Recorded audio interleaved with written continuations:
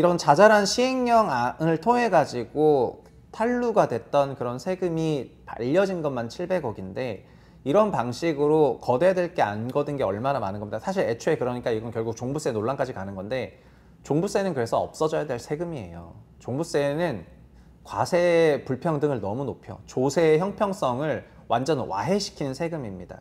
그냥 몇백억 부동산 갖고 있어도 몇천억이 있어도 종부세를 안 내고 몇십억이 있어도 종부세 몇천만 원 내는 게 이게 적당한 세금입니까? 그래서 그냥 재산세가 올라가는 것이 공평과세의 큰 길인데, 이런 얘기를 하면은 또 뭐 선거 어쩌고저쩌고, 그러니까 민주당 국회의원들이 안 되는 거예요.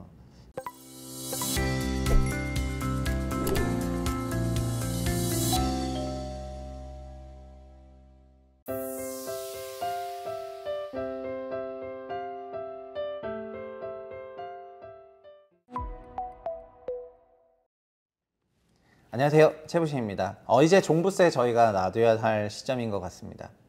지난주에 이런 기사가 있었는데요. 신탁 꼼수로 715억 원을 탈루했다는 얘기입니다. 근데 뭐 신탁이란 말만 들어도 좀 복잡하지 않습니까? 근데 부동산 부자 1015명이 다 관여를 했다는 겁니다. 그러니까 1000명 넘는 사람들이 이런 방식으로 그 세금을 회피해 왔다는 거가 되는 건데요. 어떤 세금을 회피했냐? 종부세를 회피했다는 내용입니다. 방식은 간단해요. 그림에 나온 거예요. 원래 위탁자가 24억짜리 부동산을 요 신탁회사에 맡기면은, 신탁회사는 뭐냐? 은행들이 다 신탁회사입니다. 그 다음에 부동산 신탁회사라고 따로 있죠. 뭘로 맡기냐? 뭐 유언신탁이나 관리신탁으로 맡기는 거예요. 그렇게 맡기게 되면은 그 맡긴 거에서 이 사람들이 자녀가 있을 수가 있죠. 맡겼다는 그 위탁 수익증서를 이렇게 위탁 자녀들에게 이전하는 거예요. 각각 나눠서 쪼개가 6억으로. 그러면은 한 개 큰 돈이 하나 갔는데 그게 쪼개져서 넘어가게 된 거죠. 그래서 결국 이렇게 신규 위탁자 자녀가 만들어지게 되었습니다. 그러면 이게 뭐가 문제가 있냐 이런 생각할 수가 있는데요. 그리고 이게 왜 꼼수야, 합법적으로 원래 넘긴 거지라고 생각할 수도 있거든요. 근데 이게 어떤 문제가 있냐면은 종부세 계산이 이렇게 돼 있어요. 종부세는 주택의 공시가액의 기본공제를 빼서 거기에다가 공정을 곱해요. 자, 강남 50억 집이 있습니다. 공시가 30억이에요.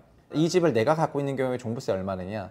30억 집에 기본공제 9억을 빼고 21억에다가 공정률 60%를 곱해가지고 12억 6천이 되면은 이 12억 6천에 0.5부터 이제 5%까지 세금인데, 누진세 내면 대충 한 1200원 정도 내는 겁니다. 1200만 원 정도 되는 건데, 그러니까 50억짜리 집이 있으면은 1200 종부세를 내는 건데요. 근데 이것도 잘 아실지 모르겠는데 보유기간 공제랑 연령 공제가 있어가지고 또 80%를 빼줍니다. 아세요? 80%를 빼줘요.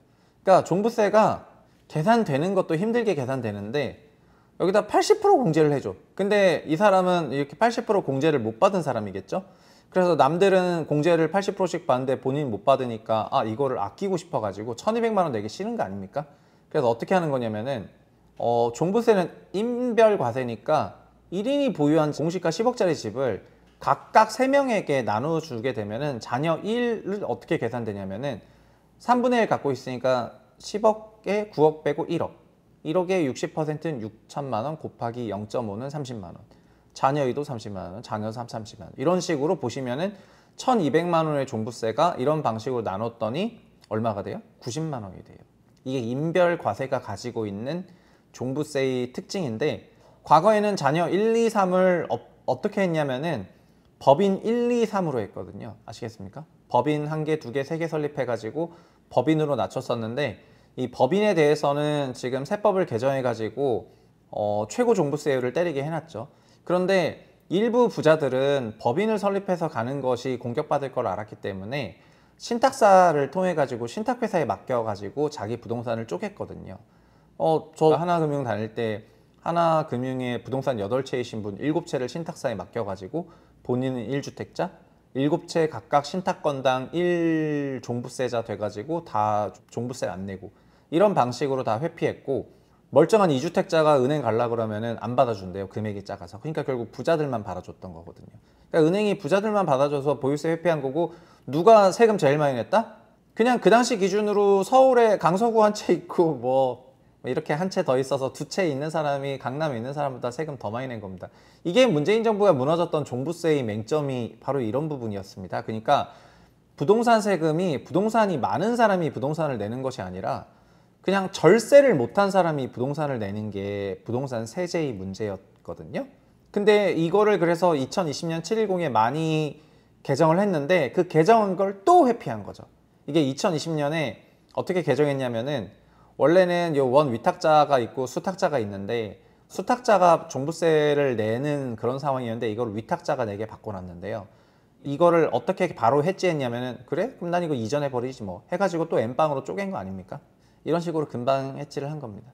이런 방식으로 절세한 게 1000명이 700억이라는 거고요. 강남에서 매우 흔했다는 거죠. 원래 신탁법이 이렇게 하도록 종부세 이렇게 하는 식으로 다 개정을 했습니다. 당시에 박용진 의원을 만나서 이제 이런 방법을 설명을 하고 박용진 의원이 이 신탁법 개정안을 냈고 이게 710에 통과가 됐습니다. 근데 이걸 다시 와해했다는 거는 신탁사들이 또 한 몸으로 똘똘 뭉쳐가지고 아니면 이 신탁법 개정할 때 또 누군가가 함정을 만들어 놓은 거죠. 누가 만들어 놨을까요? 이런 함정을? 당연히 세제실이 만들어 놨겠죠. 세제실이랑 국세청 애들이 만들어 놓는 겁니다. 이런 함정들은. 아니면 뭐 국회의원들이 알면서 넘어가는 거고요. 그래서 종부세 무력화 기정인데 이걸 했고 애초에 이 세금이 왜 존재하는 걸까요? 기사가 뭐라고 하냐면은 법의 허점을 파고든 만큼 국세청도 막을 수단이 없었다. 그러다 24년 6월 법원에서 이 사건 각 신탁계약은 명의신탁 또는 수동신탁으로 신탁법상 신탁에 해당하지 않을 뿐 아니라 즉 뭐냐면 법원에서 판결해 준 겁니다. 명의신탁이거나 수동신탁이기 때문에 신탁법상 신탁관계가 아니라 그냥 인위적으로 넘긴 거라는 겁니다. 원시적 불능인 급부를 목적으로 해 신탁법 5조 2항에 따라서 무효다라고 법원이 판결해 주니까 법원에서 이게 가짜 신탁이라는 거죠. 가짜 신탁이어가지고 이렇게 한 겁니다. 애초에 있지 않습니까? 법원 판결 전에 보시면 현행신탁법은 조세피 목적으로 한 형식적 위탁자 지위 이전을 제한하는 규정을 시행령에 두고 있지 않다. 아니 시행령은 대통령이 만드는 거잖아요. 그러면은 지금도 그냥 언제든지 만들 수 있는 거 아니에요?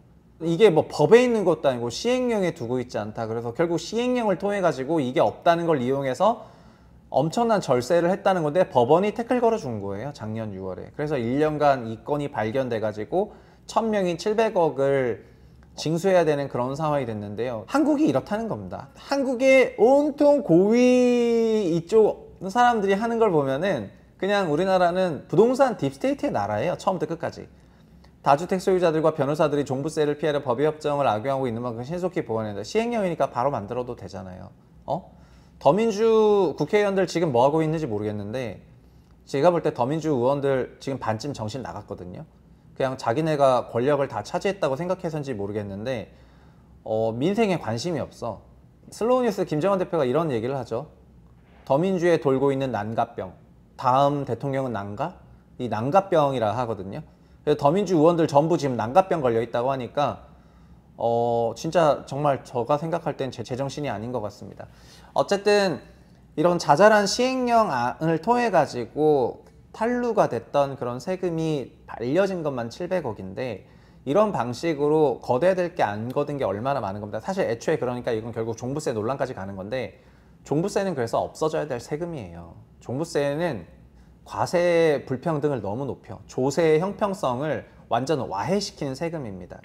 그냥 몇백억 부동산 갖고 있어도 몇천억이 있어도 종부세를 안 내고 몇십억이 있어도 종부세 몇천만 원 내는 게 이게 적당한 세금입니까? 그래서 그냥 재산세가 올라가는 것이 공평과세의 큰 길인데 이런 얘기를 하면은 또 뭐 선거 어쩌고저쩌고 그러니까 민주당 국회의원들이 안 되는 거예요. 그래서 이렇게 방법을 다 알면서도 안 하는 거는 그냥 권력에 반쯤 미쳐있기 때문에 나오는 현상이고요.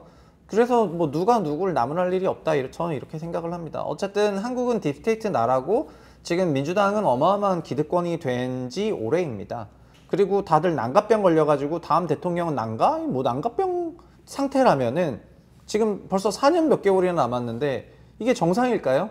그래서 진짜 저는 채널 보시는 분들이 자기 지역구 더민주 의원들 좀 각성하게 여러 가지로 행동해야 된다고 저 개인적으로 생각하고요.